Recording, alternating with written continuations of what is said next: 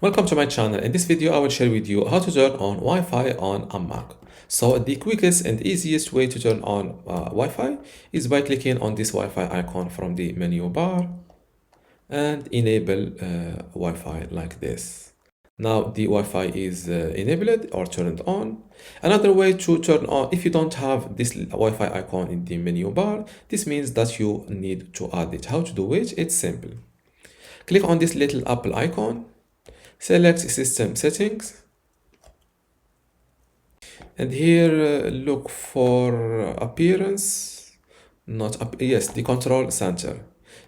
When you select, after clicking on Control Center, here next to Wi-Fi, select Show in Menu Bar. By default, it is set to Don't Show in Menu Bar. Select, as you see, it is not appearing now. And when I go with Show in Menu Bar, it is added here. Another way to turn on Wi-Fi on a Mac is by clicking on the control center from here. And as you see, you can enable it like this. You can disable it like this. As you see, Wi-Fi not connected, and you can turn it on like this. And this is how to turn on Wi-Fi on a Mac. If you still have a question, leave it in the comments below, and don't forget to give this video a like. Thank you.